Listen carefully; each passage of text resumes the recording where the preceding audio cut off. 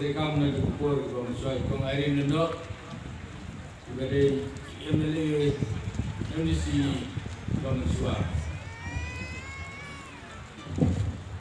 di paralok baro yung kaseng kongres iba lewan jon yang kan kesini bat iba menindak kendoro ngai iba babon di lagi jong ke kongres bat nakaleng kita ka juga konstitusi i ngayo iba kinabon kiba jon suai ngaru balai nga wanjon yang kan seperti tip mga nado mensuaga don kiwai pat seperti iba khajana yang mengina khati ke review yung dari India lo, bantu belum, mereka pentas di baro, dan orang lo mengampak bantu belum mana nak kita jangan mengadai beliau balik, betul, nampak bantu pau, ya lagi belum kumpulan masak bantu belum mengambil don, ngacundai beliau, balak anda iki baro, mereka gunung, dia kendu ibarat sekian,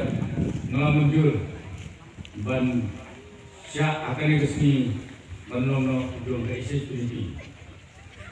Kemudian apa itu ilade kalau mengadai biasa manga nangkan kesong riau alabat ke kam presiden ke motor sendok kongres komiti naru ba yele election ba plan akan DC election. Bat hadu ke MP election nampak mengabat.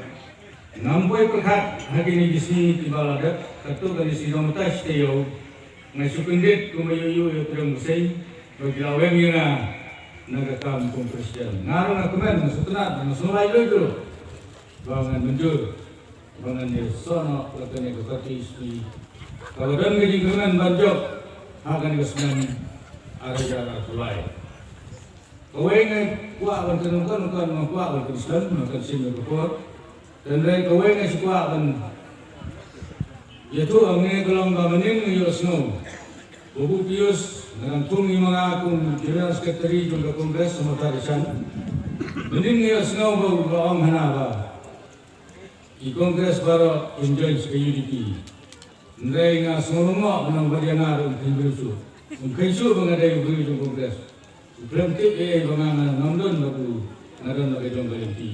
Bantang ada nak kena ISIS PDP. Orang kuat menteri akan ikut, lalu Muslim.